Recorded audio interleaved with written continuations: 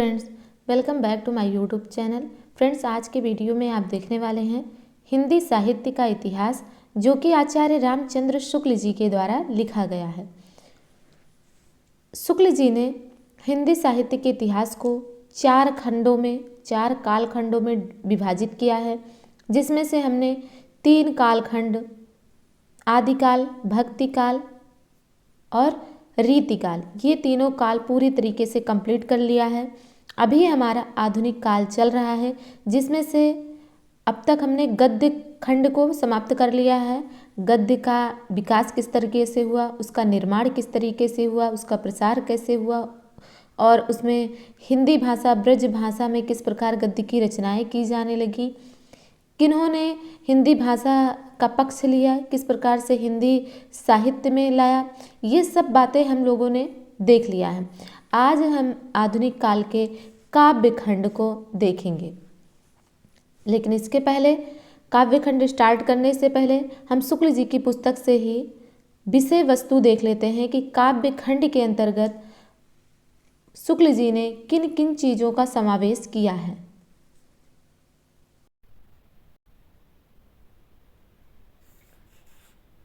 आधुनिक काल काव्य खंड संवत 1900 शुक्ल जी ने समय माना है।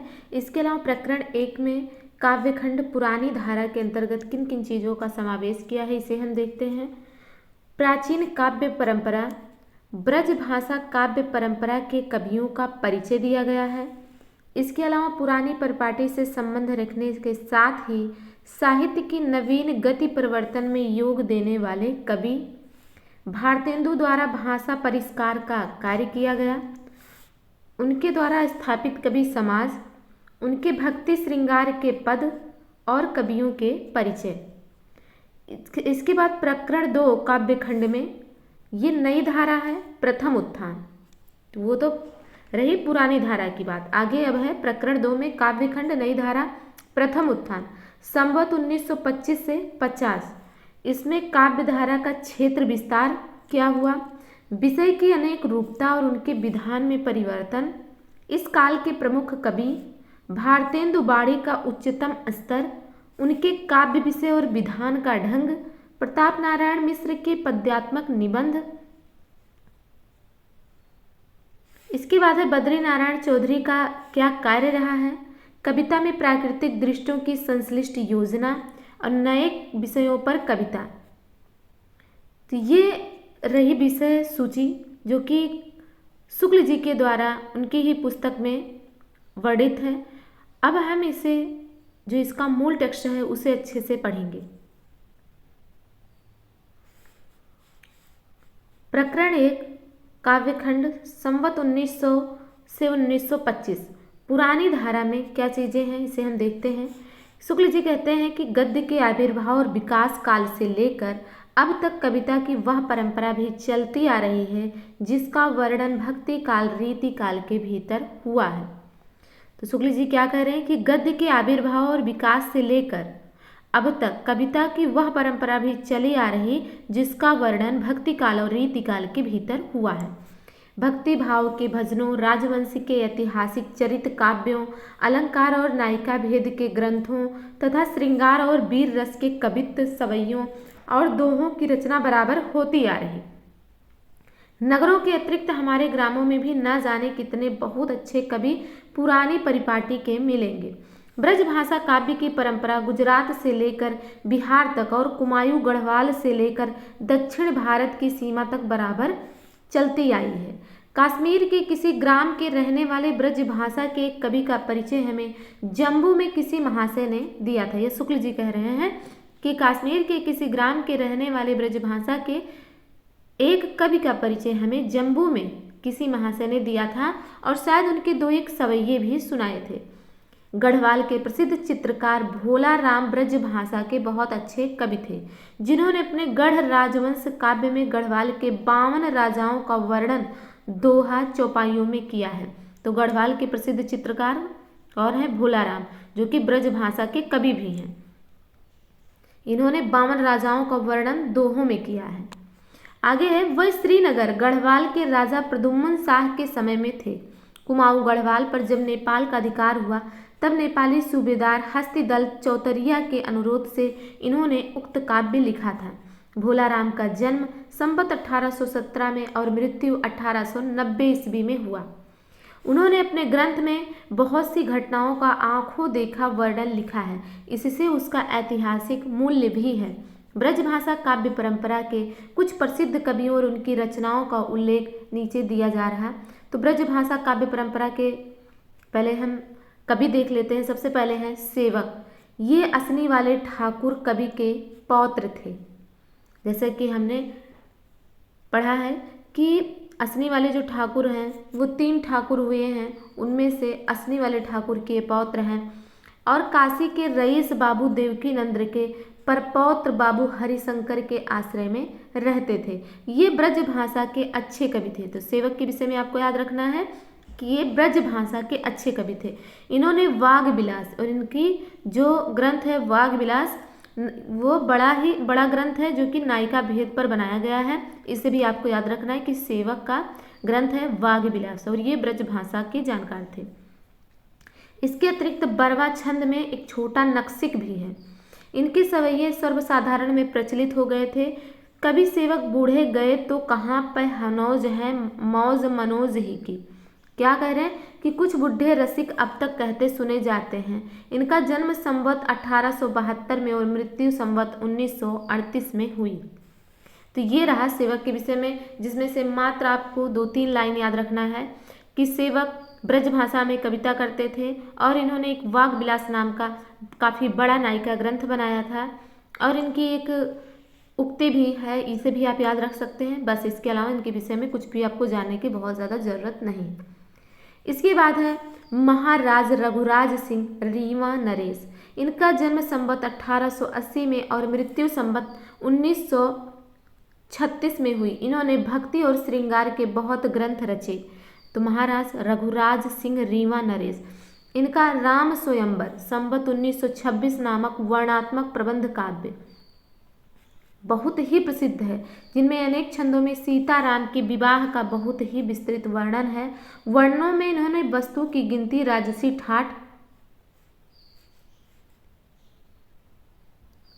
ठाट बाट, घोड़ा, हाथी के भेद आदि गिनाने वाले प्रणालियों का खूब अवलंबन किया है। राम स्वयंवर के अतिरिक्त रुक्मणी परिणय, आनंदाबुनिधि, रामाष्टयाम इत्यादि लिखे बहुत अच्छे ग्रंथ हैं। तो इनका आप याद रख सकते हैं कि राम स्वयंवर इनका सबसे फेमस है, जिसमें राम सीता के विवाह का वर्णन है। और इसके अलावा आनंदाबुनिधि, रामाष्टयाम, रुक्मणी परिणय भी इनका है। रुक्मणी परिणय किसका और है, आधुनिक काल के किस कवि का, इसे भी आप हमें बताएं कमेंट करके। नेक्स्ट कवि है सरदार। ये काशी नरेश महाराज ईश्वरी प्रसाद नारायण सिंह के आश्रित थे। सरदार किसके आश्रित थे? ईश्वरी प्रसाद नारायण सिंह। इनका कविता काल संवत 1902 से 1940 तक कहा जा सकता है। ये बहुत ही सिद्धहस्त और साहित्य मर्मज्ञ कवि थे। साहित्य सरसी, वाग विलास, खष्ट ऋतु, हनुमंत भूषण, तुलसी भूषण, श्रृंगार संग्रह, राम रत्नाकर, साहित्य सुधाकर, रामलीला प्रकाश इत्यादि कई मनोहर काव्य ग्रंथ इन्होंने रचे हैं। इसके अतिरिक्त इन्होंने हिंदी के प्राचीन काव्यों पर बड़ी टीकाएं लिखी हैं। कवि प्रिया, रसिक प्रिया, सूर्य के दृष्टिकूट और बिहारी सतसई पर बहुत अच्छी टीकाएं लिखी हैं। तो इनके विषय में आप इनकी कुछ रचनाएं याद रखिए सरदार कवि के विषय में।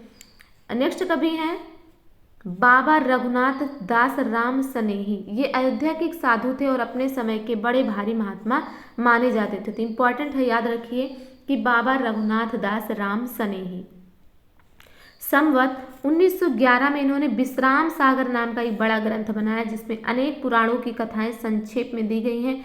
भक्तजन इस ग्रंथ का बड़ा आदर करते हैं।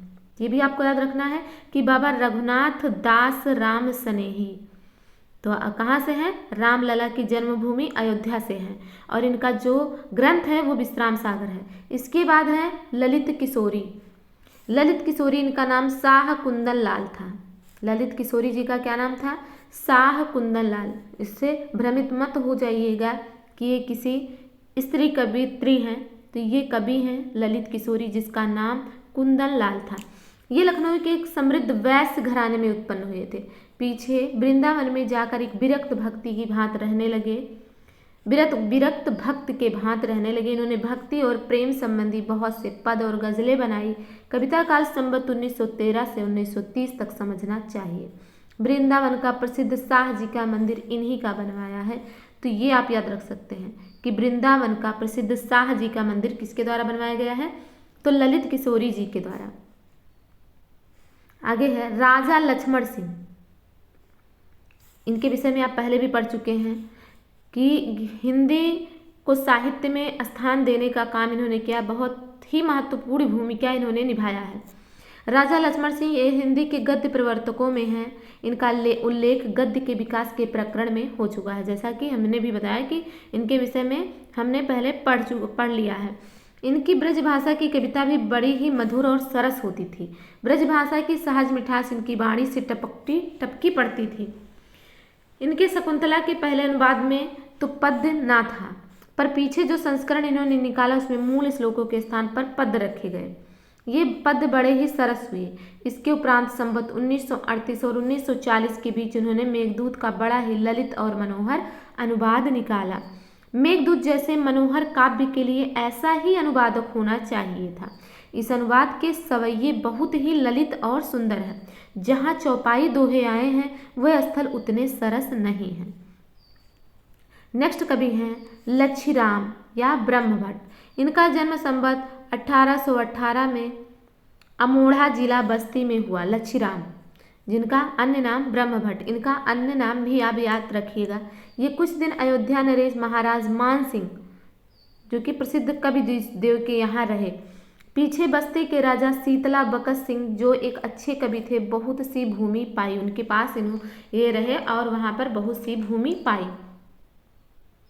दरभंगा, पुरनिया आदि अनेक राजधानियों में इनका सम्मान हुआ। प्रत्येक सम्मान करने वाले राजा के नाम पर इन्होंने कुछ न कुछ रचना की है, जैसे मान सिंहाष्टक, प्रताप रत्नाकर, प्रेम रत्नाकर, राजा बस्ती के नाम पर प्रेम रत्नाकर, लक्ष्मीश्वर रत्नाकर दरभंगा नरेश के नाम पर, रावणेश्वर कल्पतरु गिद्धौर नरेश के नाम पर, कमलानंद कल्पतरु पुरनिया के राजा के नाम पर, जो हिंदी के अच्छे कवि और लेखक थे, इत्यादि। इन्होंने अनेक रसों पर कविता की है।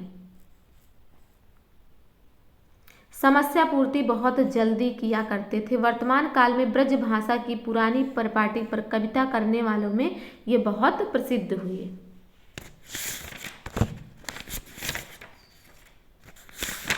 आगे देखते हैं। लच्छीराम को हमने देख लिया। अब नेक्स्ट कवि हैं गोविंद गिल्ला भाई। कोई समय था जब गुजरात में ब्रजभाषा की कविता का बहुत प्रचार था। अब भी इसका चलन वैष्णव में बहुत कुछ है। गोविंद गिल्ला भाई का जन्म संवत 1905 में भावनगर रियासत के अंतर्गत सीहोर नामक स्थान में हुआ था। इनके पास ब्रजभाषा के काव्यों का बड़ा अच्छा संग्रह था। भूषण का एक बहुत शुद्ध संस्करण इन्होंने निकाला। ब्रजभाषा की कविता इनकी बहुत ही सुंदर और पुराने कवियों के टक्कर की होती थी। इन्होंने बहुत सी काव्य की पुस्तकें लिखी हैं, जिनमें से कुछ के नाम ये हैं: नीति विनोद, श्रृंगार सरोजनी, खष्ट ऋतु, पायस पयोनिधि, समस्या पूर्ति प्रदीप, वक्रोक्ति विनोद, श्लेष चंद्रिका, प्रारब्ध पचासा, प्रवीण सागर। तो ये किसकी रचनाएं थी?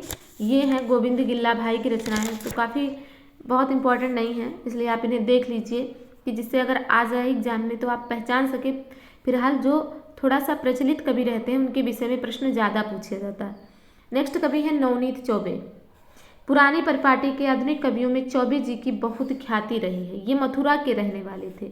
इनका जन्म संवत 1915 और मृत्यु 1989 में हुआ। यहाँ तक संक्षेप में उन कवियों का उल्लेख हुआ जिन्होंने केवल पुरानी परिपाटी पर कविता की है। तो ये जो 9 कवि थे, ये जो पुरानी कवि जैसे सेवक, महाराज रघुराज सिंह, रीवा नरेश, सरदार बाबा रघुनाथ दास, राम सनेही, ललित किशोरी, राजा लक्ष्मण सिंह, लच्छीराम और गोविंद गिल्ला भाई, नवनीत चौबे, ये जो 9 कवि हैं ये केवल पुरानी परिपाटी पर लिखने वाले कवि हैं। इसके आगे अब उन लोगों का समय आता है जिन्होंने एक ओर तो हिंदी साहित्य की नवीन गति के परिवर्तन में योग दिया, दूसरी ओर पुरानी परिपाटी की कविता के साथ भी अपना पूरा संबंध बनाए रखा। तो इसके बाद किसके विषय में बात हो रही है? जो नए परिपाटी में भी अपना योगदान दे रहे थे लेकिन पुराना भी बना के रखे थे। ऐसे लोगों में थे भारतेंदु हरिश्चंद्र, पंडित प्रताप नारायण मिश्र उपाध्याय, पंडित बद्री नारायण चौधरी, ठाकुर जगमोहन सिंह, पंडित अंबिका दत्त व्यास और बाबू राम कृष्ण वर्मा। तो कौन कौन आ रहे हैं? जो नई परिपाटी, तो इन्होंने नया गति तो लाया ही, नया साहित्य परिवर्तन तो किया है, लेकिन इन्होंने पुराने से भी अपना संबंध बना के रखा। तो बाबू हरिश्चंद्र और प्रताप नारायण मिश्र, उपाध्याय पंडित बद्री नारायण चौधरी, ठाकुर जगमोहन सिंह, पंडित अंबिका दत्त व्यास और बाबू रामकृष्ण वर्मा। तो सबसे पहले देखेंगे भारतेंदु हरिश्चंद्र। भारतेंदु जी ने जिस प्रकार हिंदी गद्य की भाषा का परिष्कार किया, उसी प्रकार काव्य की ब्रज भाषा का भी। तो इन्होंने दोनों भाषाओं में सुधार किया है। उन्होंने देखा कि बहुत से शब्द जिन्हें बोलचाल से उठे कई सौ वर्ष हो गए थे, कवित्वों और सवैयों में बराबर लाए जाते हैं। इसके कारण कविता जन साधारण की भाषा से दूर पड़ती जाती है। बहुत से शब्द तो प्राकृत और अपभ्रंश काल की परंपरा के स्मारक के रूप में ही बने हुए थे। चक्को, भुआल, ठायो, दीह, ऊनो, लोए आदि के कारण बहुत से लोग ब्रजभाषा की कविता से किनारा खींचने लगे थे। दूसरा दोष जो बढ़ते बढ़ते बहुत बुरी हद तक पहुंच गया था, यह शब्दों का तोड़ मरोड़ और गढ़ंत शब्दों का प्रयोग। उन्होंने ऐसे शब्दों को भरसक अपनी कविता से दूर रखा और अपने रसीले सवैये में जहाँ तक हो सका बोलचाल की ब्रजभाषा का व्यवहार किया। इसी से उनके जीवन काल में ही उनके सवैये चारों ओर सुनाई देने लगे। तो देखिए इनका क्या काम था कि जैसे जो बहुत पुराने शब्द थे, जैसे अभी आज आधुनिक काल में, जैसे कि अभी जब आप प्रेजेंट टाइम पे जो आधुनिक काल है उसमें आप देखेंगे कि आपके सामने जो वर्ड प्रयुक्त हो रहा है, जैसे अंग्रेजी भाषा के शब्द अधिकतर चीज़ों में प्रयुक्त हो रहा है, उसी के स्थान पर बहुत प्राचीन समय की बोले जाने वाली अगर कोई उस वर्ड को लाकर रख दे, उस तरीके का साहित्य लिखे, तो वो हमारी समझ से परे हो जाता है, उसे हमें पढ़ने में दिक्कत आती है। तो यही समस्या थी ब्रजभाषा काव्य को रचने वाले लोगों में, जिसे बाबू हरिश्चंद्र जी ने दूर किया। उन्होंने क्या किया कि वो सामान्य बोलचाल की भाषा में कविता को बढ़ावा देने लगे कि जो लोग जिन शब्दों से परिचित हैं उन शब्दों का समावेश करके साहित्य को रचा जाए, काव्य को रचा जाए, जिससे वो उनके समझ में आए और उसे वो आसानी से धारण कर सकें। धारण करने का मतलब ये है कि उसे कह सकें, बोल सकें, गा सकें, गुनगुना सकें, पढ़ सकें, समझ सकें। भारतेंदु जी के विषय में आपने देख लिया। अब नेक्स्ट कवि हैं पंडित अंबिका दत्त व्यास। पंडित अंबिका दत्त व्यास भारतेंदु जी ने कवि समाज भी स्थापित किए थे, जिनमें समस्या पूर्तियां बराबर हुआ करती थी। दूर से कवि लोग आकर उसमें सम्मिलित हुआ करते थे। पंडित अंबिका दत्त व्यास ने अपनी प्रतिभा पहल ऐसे ही कवि समाज के बीच समस्या पूर्ति करके दिखाया था। भारतेंदु के श्रृंगार रस के कवित्व सवैये बड़े ही सरस मर्म स्पर्शी होते थे। प्रिय प्यारे तिहारे निहारे बिना दुखिया अखिया नहीं मानती हैं, मरहु पे आँखें ये खुली ही रह जाएंगी आदि युक्तियों का रसिक समाज में बड़ा आदर रहा। उनके श्रृंगार रस के कवित्व सवैयों का संग्रह प्रेम माधुरी में मिलेगा। कवित्व सवैयों से बहुत अधिक भक्ति और श्रृंगार के पद और गाने उन्होंने बनाए, जो प्रेम फुलवारी, प्रेम मालिका, प्रेम प्रलाप आदि पुस्तकों में संग्रहित हैं। उनकी अधिकतर कविता कृष्ण भक्त कवियों के अनुकरण पर रचे पदों के रूप में ही हैं। तो ये आपने पढ़ा अंबिका दत्त व्यास के बारे में, जो समस्या पूर्तियां किया करते थे।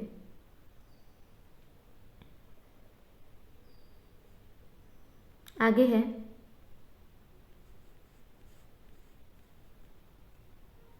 पंडित प्रताप नारायण मिश्र। पंडित प्रताप नारायण मिश्र जी समस्या पूर्ति और पुराने ढंग की श्रृंगारी कविता अच्छी करते थे। कानपुर के रसिक समाज में वे बड़े उत्साह से अपनी पूर्तियां सुनाया करते थे। देखिए पपीहा जब पूछी है पीयू कहाँ कि कैसी अच्छी पूर्ति उन्होंने की थी। तो पहले क्या होता था कि कुछ एक जगह अपना एक स्थान लोग बना लेते थे कि जहाँ पर लोग जाते थे वहाँ पर कोई एक पंक्ति दे दी जाती थी और उस पंक्ति पर तुरंत ही कुछ अपनी रचना करके सुनानी रहती थी। तो जब वह ये रसिक समाज कानपुर, जो कि समस्या पूर्ति वहाँ पर पूछी जाती थी, कराई जाती थी, तो वहाँ पर इनसे जब पूछा गया, मीन्स दिया गया कि पपीहा जब पूछी है पीऊ कहाँ, तब इन्होंने क्या लिखा उसके संदर्भ में शुक्ल जी बता रहे हैं कि इन्होंने लिखा कि बन बैठी है मान की मूरत सी, मुख खोलत बोले न नाही नहा, तुम ही मनुहारी के हारी परे, सखियान की कौन चलाई तहाँ। बरसा है प्रताप जु धीर धरो, अबलो मन को समझायु जहाँ, यह ब्यार तबे बदलेगी कछु, पपीहा जब पूछी है पीऊ कहाँ। तो इस प्रकार से उन्होंने समस्या पूर्ति की कि पपीहा जब पूछी है पीऊ कहाँ की, ये इस प्रकार से उन्होंने समस्या पूर्ति की। प्रताप नारायण जी कैसे मनमौजी आदमी थे यहाँ कहा जा चुका है। लावनी बाजों के बीच बैठकर वो लावनियाँ बनाकर गाया करते थे। नेक्स्ट कवि हैं उपाध्याय बद्री नारायण प्रेमघन जी। प्रेमघन जी भी इस प्रकार की पुरानी कविता किया करते थे कि चर्चा चलिबे की चलाइए ना को लेकर बनाया हुआ उनका यह अनुप्रासपूर्ण सवैया। तो उन्होंने इस पर क्या बनाया है कि चर्चा चलिबे की चलाइए ना, ये आपको याद रखना है। प्रेमघन जी इस पर इन्होंने बनाया है कि बगियान बसंत बसेरो कियो, बसिए ते त्यागी तपाइए ना, दिन काम कुतूहल के जो बने, तिन बीच वियोग बुलाइए ना, घन प्रेम बढ़ाए के प्रेम यहो, बिथा बारी वृथा बरसाइए ना, चित चैत की चांदनी चाह भरी, चर्चा चलिबे की चलाइए ना। चौधरी साहब ने भी सर्वसाधारण में प्रचलित कजली होली आदि गाने की चीज़ें बहुत बनाई हैं। कजली कादम्बिनी में उनकी बनाई कजलियों का संग्रह है। अगले कवि हैं ठाकुर जगमोहन सिंह। ठाकुर साहब के सवैये भी बहुत सरस होते थे। उनके श्रृंगारी कवित्त सवैयों का संग्रह कई पुस्तकों में है। ठाकुर साहब ने कवित्त सवैयों में मेघदूत का भी बहुत सरल अनुवाद किया है। उनकी श्रृंगारी कविताएं श्यामा से ही संबंध रखती हैं और प्रेम संपत्ति लता, श्याम लता, श्यामा सरोजनी में संग्रहित हैं। प्रेम संपत्ति लता का एक सवैया दिया जाता है। तो क्या है सवैया? ये लिखते हैं प्रेम संपत्ति लता में कि अब यूं और आवत है सजनी, मिल जाऊं गरे लगी के छतियाँ, मन की करी भांति अनेकन औ, मिल कीजे रिरस की बतियाँ, हम हारी अरी करी कोटि उपाय, लिखी बहु नेह भरी पतियाँ, जगमोहन मोहन मूरत के बिना, कैसे कटे दुख की रतियाँ। इसके बाद है पंडित अंबिका दत्त व्यास और बाबू रामकृष्ण वर्मा के उत्साह से ही काशी कवि समाज चलता रहा। इनके उत्साह से ही काशी का कवि समाज चलता रहा। उसमें दूर दूर के कवि जन भी कभी कभी आ जाया करते थे। समस्या कभी कभी बहुत टेढ़ी दी जाती थी, जैसे सूरज देख सके नहीं घुघू, मोम के मंदिर माखन के मुँह बैठे हुतासन आसन मारे। उक्त दोनों समस्याओं की पूर्ति व्यास जी ने बड़े विलक्षण ढंग से की थी, यानी अंबिका दत्त व्यास जी ने बहुत विलक्षण ढंग से की थी। उक्त समाज की ओर से ही शायद समस्या पूर्ति प्रकाश निकला था, जिसमें व्यास जी और बलबीर यानी रामकृष्ण वर्मा की बहुत सी पूर्तियां हैं। तो देखिए रामकृष्ण वर्मा का अन्य नाम आपको बलबीर भी मिल गया। व्यास जी का बिहारी बिहार, बिहारी के सब दोहों पर कुंडलियाँ बहुत बड़ा ग्रंथ है। तो उन्होंने क्या एक अन्य ग्रंथ लिखा है बहुत बड़ा, बिहारी बिहार, जिसमें उन्होंने बिहारी के दोहों का भाव बड़ी मार्मिकता से पल्लवित किया है। डुमरांव निवासी पंडित नक्षेद तिवारी भी इस रसिक मंडल के बड़े उत्साही कार्यकर्ता थे। वे बड़ी सुंदर कविता करते थे और पढ़ने का ढंग तो उनका बड़ा ही अनूठा था। उन्होंने मनोमंजरी आदि कई अच्छे ग्रंथ भी निकाले और कवियों का वृत्ति भी बहुत कुछ संग्रह किया। बाबू रामकृष्ण की मंडली में पंडित विजयानंद त्रिपाठी भी ब्रजभाषा की कविता बड़ी अच्छी करते थे। लाला सीताराम इस पुरानी धारा के भीतर लाला सीताराम बीए के पद्यानुवादों को भी लेना चाहिए। ये कविता में अपना भूप उपनाम रखते थे। लाला सीताराम इनका ये अपना कविता में भूप उपनाम रखते थे। रघुवंश का अनुवाद इन्होंने दोहा चौपाइयों में और मेघदूत का घनाक्षरी में किया। ये इंपॉर्टेंट है, ये आप याद रखिए कि लाला सीताराम ने रघुवंश का अनुवाद दोहा चौपाई में और मेघदूत का अनुवाद घनाक्षरी में किया। अगले कवि हैं पंडित अयोध्या प्रसाद अयोध्या सिंह उपाध्याय हरिओद। यद्यपि उपाध्याय जी इस समय खड़ी बोली के और आधुनिक विषयों के ही कवि प्रसिद्ध हैं, पर प्रारंभ काल में ये भी पुराने ढंग की श्रृंगारी कविता बहुत सुंदर और सरस करते थे। इनके निवास स्थान निजामाबाद में सिख संप्रदाय के महंत बाबा सुमेर सिंह जी हिंदी काव्य के बड़े प्रेमी थे। उनके यहाँ प्रायः कवि समाज एकत्र हुआ करता था, जिसमें उपाध्याय जी भी अपनी पूर्तियाँ पढ़ा करते थे। इनका हरिओंद उपनाम उसी समय का है।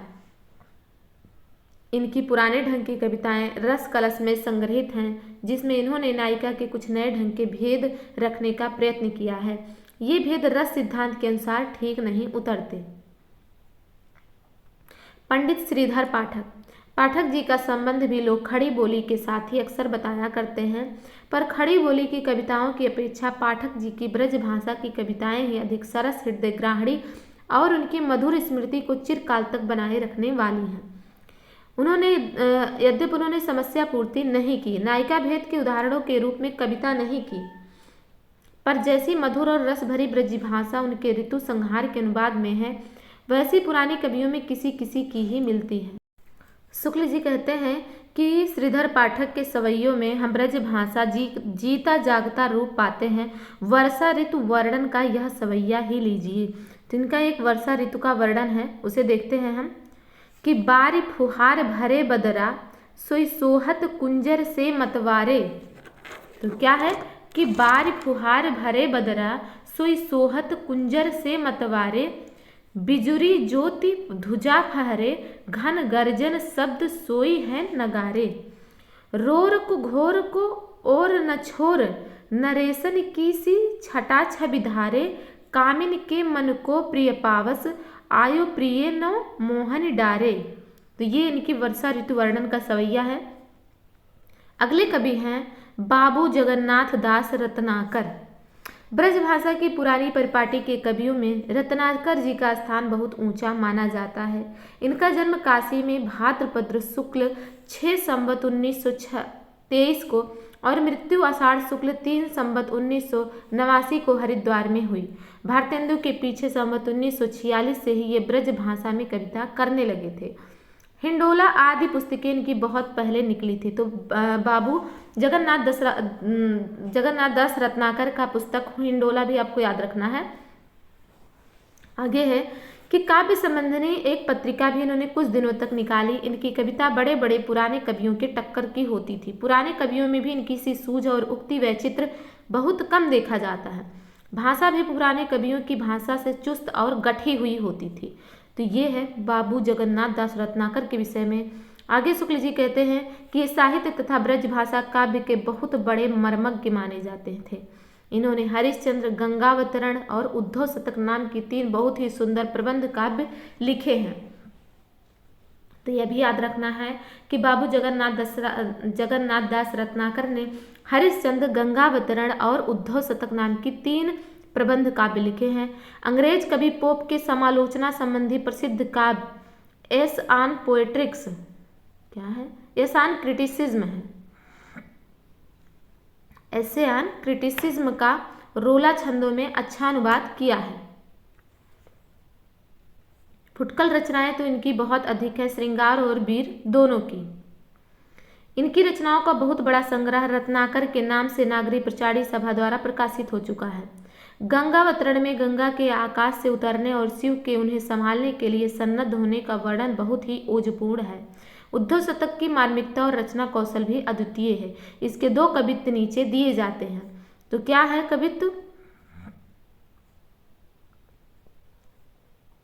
कि कान्ह दूत कैंधो ब्रह्मदूत हवे पधारे आप, धारे प्रण फेरन को मति ब्रजवारी की, कहे रत्नाकर पे प्रीत रीत जानत ना, ठानत अनीत यान नीत ले अनारी की, मान्यो हम कान्ह ब्रह्म एक ही, कहो जो तुम तहु हमें भावती ना भावना अन्यारी की, जय है बन बिगारी न वारिदता वारिधि की, बूंदता बिलई है बूंद बिबस बेचारी की।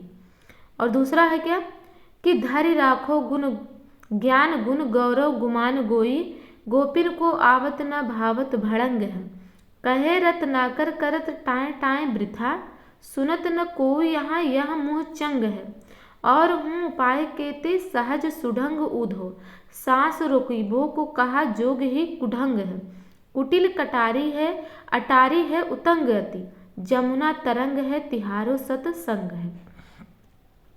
तो इस प्रकार से बाबू जगन्नाथ दास रत्नाकर के ये कवित्व थे। इसके बाद हम देखेंगे राय देवी प्रसाद पूर्ण। कानपुर के पूर्ण जी की कविता भी ब्रजभाषा के पुराने कवियों का स्मरण दिलाने वाली होती थी। तब तक जब तक ये कानपुर में रहे तब तक कविता की चर्चा बड़ी धूम रही। वहाँ के रसिक समाज में पुरानी परिपाटी के कवियों की बड़ी चहल पहल रहा करती थी। तो आपको पता चल गया हो कि कानपुर का वही रसिक समाज जहाँ पर समस्या पूर्ति हुआ करती थी। प्रताप नारायण मिश्र भी वहीं पर समस्या की पूर्ति किया करते थे। पूर्ण जी ने कुछ दिनों तक रसिक वाटिका नाम की एक पत्रिका भी चलाई जिसमें समस्या पूर्तियां और पुराने ढंग की कविताएं छपा करती थी। खेद है कि केवल 47 वर्ष की अवस्था में ही संवत 1977 में इनका देहांत हो गया। इनकी रचना कैसी सरस होती थी और ललित पदावली पर इनका कैसा अच्छा अधिकार था, इसका अनुमान इनके धाराधरन धामन यानी मेघदूत का अनुवाद से उद्धृत इस पद से हो सकता है। तो क्या है पद देखते हैं कि नौ कलित केसर वलित हरित सुपीत नीप निहारिक करियसन दल कंदलीन जो कलियाहि प्रथम कछार पे हे घन विपन थल अमल परिमल पाय भूतल की भली मधुकर मतंग कुरंग बृंद जनाय हैं तेरी गली। अगले कवि हैं श्री वियोगी हरि। तो थोड़ा सा जो ये PDF है बहुत क्लीन नहीं है, लेकिन जो हम बोल रहे हैं उससे आपको शब्द स्पष्ट हो जाएगा। तो इसीलिए हमें मैटर पढ़ने से मतलब है, उसके विषय में जानकारी रखने से मतलब है। तो इसे देख लेते हैं। श्री वियोगी हरि ब्रज भूमि ब्रज भाषा और ब्रजपति के वे अन्य उपासक हैं। ऐसे प्रेमी रसिक जीव इस रूखे जमाने में कम दिखाई पड़ते हैं। उन्होंने अधिकतर पुराने कृष्ण भक्त कवियों की पद्धति पर बहुत से रसीले तथा भक्ति भावपूर्ण पदों की रचना की, जिन्हें सुनकर आजकल के रसिक भक्त भी बलिहारी हैं। बिना कहे कहीं रह सकते इनकी इस प्रकार की रचनाएं प्रेम शतक, प्रेम पथिक, प्रेमांजलि आदि में मिलेगी। छतरपुर से प्रयाग आने पर राजनीतिक आंदोलनों की भी कुछ हवा इन्हें लगी थी और इन्होंने चरखे की गूंज, चरखा स्रोत, असहयोग बीड़ा ऐसी कुछ रचनाएं भी की थी, पर उनमें इनकी अस्थायी मनोवृत्ति ना थी। यह अवश्य है कि देश के लिए त्याग करने वाले वीरों के प्रति इनके मन में अपार श्रद्धा है। वियोगी हरि जी ने वीर सतसई नाम का एक बड़ा काव्य दोहों में लिखा है जिसमें भारत के प्रसिद्ध वीरों की प्रशस्तियां हैं। इस ग्रंथ पर इन्हें प्रयाग के हिंदी साहित्य सम्मेलन 1200 का पुरस्कार मिला था। इसके कुछ दोहे देखिए। तो क्या है दोहे वियोगी हरि के? पावस ही में धनुष नदी तीर ही तीर, रोदन ही में लाल दृग नवरस ही में वीर, जोरी नाव संग सिंह पद करत सिंह बदनाम, होए हो कैसे सिंह तुम कर श्रृगाल के काम, या तेरी तलवार में नहीं कायर अब आब, दिल हूँ तेरी बुझ गयो वामे नेक नताब। तो ये इनके दोहे थे। इसके बाद देखते हैं नेक्स्ट कवि श्री दुलारे लाल जी भार्गव। श्री दुलारे लाल जी भार्गव कविवर बिहारी लाल की परंपरा के वर्तमान प्रतिनिधि श्री भार्गव के दोहे की बारीकी साहित्य क्षेत्र में अपना कमाल खड़ी बोली की इस जमाने में भी दिखाती रहती है। बिहारी की प्रतिभा जिस ढांचे की थी उसी ढांचे की दुलारे लाल की भी, इसमें संदेह नहीं। एक दोहे में सफाई के साथ रस से स्निग्ध व वैचित्र से चमत्कृत कर देने वाली प्रचुर सामग्री भरने का गुण इनमें भी है। कुछ दोहे में देशभक्ति, छूतोद्धार, राष्ट्रीय आंदोलन इत्यादि की भावना का अनूठेपन के साथ समावेश करके इन्होंने पुराने सांचे में नया मसाला ढालने की अच्छी कला दिखाई है। आधुनिक काव्य क्षेत्र में दुलारे लाल जी ने ब्रजभाषा चमत्कार पद्धति का एक प्रकार से पुनरुद्धार किया है। इनकी दुलारे दोहावली पर टीकमगढ़ राज्य की ओर से 2000 का देव पुरस्कार मिल चुका है। दोहावली के कुछ दोहे देखिए। तो इनका कुछ दोहा क्या है उसे देख लेते हैं कि तन उपवन सही है कहाँ बिछुरन झंझावात, उड़े जात उड़तर जबे चलिबे ही की बात, दमकत दर्पण दरप दर दीप शिखा दुत देह, वह दृढ़ एक दिस दिपत यह मृदु दिसिन स्नेह, झर सम दीजे देश हित झरझर जीवन दान, रुकिर कुयो चरसा सरिस दैबो कहाँ सुजान, गांधी गुरु ते ज्ञान ले चरखा नहद जोर, भारत शबद तरंग पे बहत मुकुट की ओर। तो ये इनके दोहे थे दुलारे लाल भार्गव जी के। इनके विषय में कुछ और भी शुक्ल जी ने बताया है। क्या बताया है कि अभी थोड़े दिन हुए अयोध्या के पंडित रामनाथ ज्योतिषी ने राम कथा लेकर अपना रामचंद्रोदय काव्य लिखा, जिस पर उन्हें 2000 रुपये का देव पुरस्कार मिला है। आधुनिक विषयों को लेकर कविता करने वाले कई कवि जैसे स्वर्गीय नाथू रामशंकर शर्मा, लाला भगवान दीन पुरानी परिपाटी की बड़ी सुंदर कविता करते थे। पंडित गया प्रसाद शुक्ल स्नेही के प्रभाव से कानपुर में ब्रजभाषा काव्य के मधुर स्रोत अभी बराबर वैसे ही चल रहे जैसे पूर्ण जी के समय में चलते थे।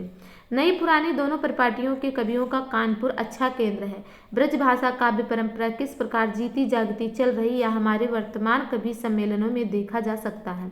तो पीडीएफ काफ़ी अच्छा नहीं था पर इसे हमने कंप्लीट कर ही लिया।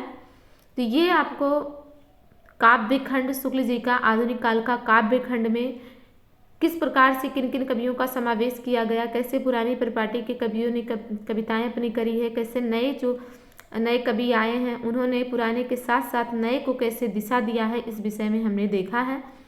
आगे हम इसी क्रम में काव्य खंड का प्रकरण 2 देखेंगे, जिसमें प्रकरण 2 के अंतर्गत आप देखेंगे कि नए कवि जो हैं, नई धारा प्रथम उत्थान, इसके विषय में देखेंगे। इसका किस प्रकार से भारतेंदु हरिश्चंद्र के द्वारा किस प्रकार से इसका प्रवर्तन किया गया, किस प्रकार से इसमें रचनाएं की गई, भाषा को किस प्रकार से दिशा दी गई और जो विषय थे काव्य के उन्हें कैसे बदला गया, ये सब आप इस काव्य खंड प्रकरण 2 के अंतर्गत देखेंगे। तो ये वीडियो आपको कैसी लगी ये हमें कमेंट के माध्यम से ज़रूर बताएं। अगर आपका कोई क्वेरी हो, कोई सजेशन हो, किसी अन्य विषयों पर आपको वीडियो चाहिए हो तो भी आप हमें ज़रूर कमेंट के माध्यम से सूचित करें।